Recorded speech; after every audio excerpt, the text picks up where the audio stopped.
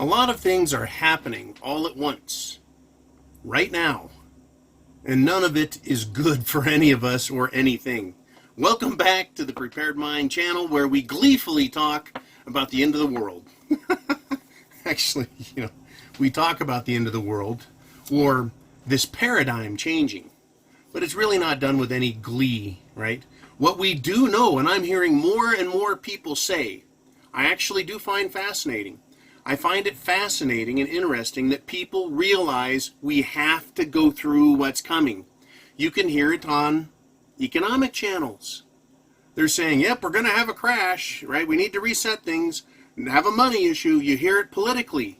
People say, these fucking socialists, they don't go away. They demand more, and they're going to cause nothing but more and more trouble. It's going to have to be settled one way or the other. We're hearing it socially, right? You can't tell me what I have to think and what I can say, so we're going to have to duke it out, right? It's going to have to be settled. We're going to have to go to shit it's the fan. Across the planet, around the world, upside down the other. We're going to have to deal with this. So the big question is, where are we in the process, right? What is happening right now? It's fascinating. People, it's interesting. I listen to some economic shows and they go, it's going to be 2021, 22. They're always 2 years away. They're always, the normal mainstream guys, it's 2 years away. You talk about people, or you talk about social standards. We're just evolving. No, we're not. You're destroying tradition. And it's not 2 years away. We've come an awful long way in the last 5 years, right? Where are we in the process, right? What is happening right now? Depending on what segment of the population you're paying attention to or that you work in, you'll see different things. To me, it's all shit it's the fan. Probably the same to you. It doesn't matter which of these things I talk about, right? You're going to go, yep, that's SHTF right there. I think preppers have the unique perspective of being able to see beyond the end of their arm, their hand. They're able to see past the end of the hood on their car. They're able to see past your next paycheck and see what is coming, right? So I've got some names of what's happening. Right now, we've got a revolution. I see it as a partisan war. A coup d'etat has happened and is continuing to happen, right? It's SHTF. And when we see a huge event like, say 9/11, Pearl Harbor, when you see a huge event, that is an event that marks an understanding of shit hitting the fan, right? But the big question is when did it begin? It began years ago. Right, the shit hitting the fan. It became a shitstorm, you could say, in 2008. And they have kicked the can down the road and they've stalled it. But what are we seeing? We're seeing a lot of independent or individual actions occurring, which are completely indicative of being in shit it's the fan. Right? It's not an event that kicks it off. It's all of the events leading up to it. And we've seen that. We've seen, right? I said revolution, that's the communists. They have been coming for well over 50 years. But in truth, they've really become a problem in the last 10 years. The communist revolution is starting, it has started here. And it's the same revolution that happened in Russia under the Tsar. Tsar Nicholas, he had Bolsheviks. And they started with education, or rather indoctrination of each other, convincing each other, having an enemy to point to and hate. Right? In our country, the revolutionaries are not hating the government as much as they're hating me and you. Right? They blame us. No, I'm sorry. It's socialist government that's caused the problems, and we've got socialist communists blaming us instead of the government for the problems they're seeing. But it justifies their existence. The revolution has started. In Russia, shit hitting the fan became obvious. The event was when they stormed the royal premises and killed the Tsar, his wife, and his daughters. That was it. There's your event. But there was a lot of stuff leading up to that event, was there not? the Bolsheviks assembling unlawfully in the streets, pushing their luck with the police, right? The royal forces, whatever they had in Tsar. We have all the same events happening today. They've educated themselves. They've infiltrated the schools. They've idealized the communist dream. They've accepted that they need to take to the streets and start becoming violent, just like they're doing today. And then they ultimately had their attempt to overthrow and take over the government. We're going to end up seeing something like that. For us, for me, for you, it's shit hitting the fan. This is where we're at in the process for that one sector, social communism. It's not that it's coming, it's already here. We just haven't had the event that history can look back to and say, aha! For me as a prepper, it's been ahaing for decades, but it's really gotten nasty lately, right? We have, when is shit going to hit the fan? It's a process. It's already started. While we're talking about revolutionaries, let's talk about the partisan war that's developing in this country. Yes, it partly has something to do with the communist college student millennial revolutionaries, bunch of dipshits, but we also have the politics. When I say partisan in this sense, I mean the politics, the left versus right paradigm. We're in shit hitting the fan right now. Right? We're in it. There is such a great divide between the left, which is running to the left as hard as they can, and us on the right who are trying to maintain our liberties, not let them escape, elude us, or be stolen. But they're continuing to run and pull and take from us while we're just defending ourselves. That's going to break into a shit hits the fan battle. One of the evidences of that is the claim that you get my gun when you pry it from my cold, dead fingers. Right? That has been said with much emphasis, intellectual understanding, and personal belief. Many people say that. They even say it to politicians, the very politicians that would take their rights under partisan lines. Every battle that's fought has a one side and the other, and there's a battle line in the middle. And the war between partisan sides seems to be over what? Right? The Second Amendment's a big one. It's big, right? And while we're talking on this particular topic, where are we at in shit it's the fan? Well, we had a coup d'etat attempt against Trump. First it was a coup against his campaign. Then it was a coup against the election results. Then there was a coup against his presidency, and it's continuing to this day. While it's being battled, we have a continual coup d'etat attempt to subvert legitimately elected government, despite their efforts to make it illegitimate by manufacturing votes, suppressing votes, and committing all sorts of election fraud by the left. Once again, the Democrat social communists. I don't see any evidence anywhere of right-wing politics making any difference in any efforts to suppress votes or change things. If there's one thing I've noticed and I've talked about with many people, is that conservatives are really busy trying to be moral and good and right and accurate and thoughtful about everything, while the left disregards morality, ethics, laws, rules, regulations, care, and they just run to the left trying to steal all they can. Shit has hit the fan. And I want to use this example. We know about the American Revolution, the shot that was heard around the world, the battles of Lexington and Concord. They happened. Just one day, those were the events. And those were the events that history remembers, so we can point to a time and a place and say, that was when the revolution started. But I guarantee you, years before that, shit had hit the fan for many people, and that war had started. When the English started blockading, when they overtaxed, when they lived out of people's houses, when they raped their daughters, stole their cattle, their food, when the English started oppressing the people beyond bearing, the people still sat back and said, look, we just want to live peaceably and everything else. Shit had already hit the fan. Things were happening on an individual basis, but there just was not an event We right now are in shit hitting the fan. We're being oppressed. We're being overtaxed. We're literally and figuratively being raped as people. We're being screwed over. We're being stolen from by banks, by government, by corporations. The war has started. The shit hits the fan is going on. It's just we haven't had the event yet where everyone all of a sudden or shortly thereafter realizes what just happened.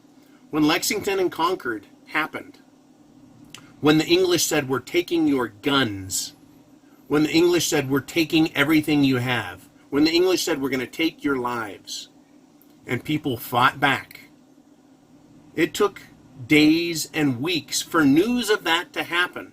And you can bet your ass that they got rumors, misreportings, exaggerations, up and down, both ways, good, bad, for, against, indifferent, all kinds of crazy stories probably came out of the battles of Lexington and Concord. You think those pictures we see of people, they drew, they painted what happened there? Those are based on accounts and reports, and they're glamorized, right? Those paintings became institutionalized in American understanding of what happened. We don't know exactly what happened there. We have a good idea of what happened. We have what was reported, right? But what we do know is that the people had finally been pushed too far, and that the shit got so bad that it finally broke loose. But as I say, back then, shit had hit the fan years before, but it was a process. They had to progress along a line where behavior got worse and worse and worse. The English troops during the time in colonial America believed they had all the authority they needed. They had the king and the law, the courts on their side. They had all the rules, the taxation. They were completely justified in everything they did. And if you resisted them and their word and their arrest powers, you were battling England and you were wrong and evil and everything else. But today, at least for people in my generation and older, we look back and go, you know what? Fuck you, England, and fuck you, redcoats. Fuck all of you people. You were violating our rights, and therefore we had a right to start fighting back. Today, we have something very similar to that going on. Now, I'm going to say, and I will submit this, I bet there were good redcoats. Probably had family here, loved ones. There were probably redcoats that married American colonialist women. Had little British colonial sons and daughters. I bet they were good redcoats. But I bet there were some real bastards too, some real nasty cocksuckers out there that were murdering, raping, stealing, every dirty thing they could do because they had the power. Today, I ask the question, shit has already hit the fan years ago. We're getting to the point where there's going to be an event. We have police, law enforcement, local, county, state, federal, and a military. And they believe that they are completely justified in everything they do if they choose to be assholes. If they want to shoot you, they can justify it and get away with it. And either keep their job or just go get a job at another police department or sheriff's office. We're having similar things happen. This is what I'm pointing to. I'm not saying go shoot police. I'm not saying you're justified in doing that. I'm not saying that you should think about it. I'm saying understand the process where you go from this is your job all the way up to tyranny. There is a line that connects the two. And we're somewhere in the middle between respectable, good, honest, law-abiding, understanding the Constitution police, and the absolute worst and most corrupt. We're somewhere in the middle of the process. And people, I'm not a messenger here, I'm just sharing some thoughts. There are a lot of people that don't like any police. There's a lot of people that like all the police. There's people that have a great understanding of what the problem is and how to correct it. And there's people that have no fucking clue what they're talking about. And you can think what you want about me, but I've talked to law enforcement and lots of them. I've seen law enforcement and how they act, both good and bad. I've seen it enough. I've seen enough that I can say I've seen it all. And as a result, I have an idea where we're at along the line. There's going to be a Lexington and Concord moment for shit hitting the fan. Whether it's remembered as a civil war or a partisan war, whether it's remembered as a communist revolutionary attempt, whether it is about the restoration of liberty, whether it's considered the greatest economic crash of all time, the greatest depression of all time. Whatever it's remembered as, in this particular instance, I think it can be and should be remembered as an everything problem. It's an everything revolution. It's an everything civil and partisan war. It's an everything coup d'etat. Because coup d'etat is usually about overthrowing a regime, a government, an administration. In this case, there is a coup against Donald Trump. But there's also a coup against the Constitution.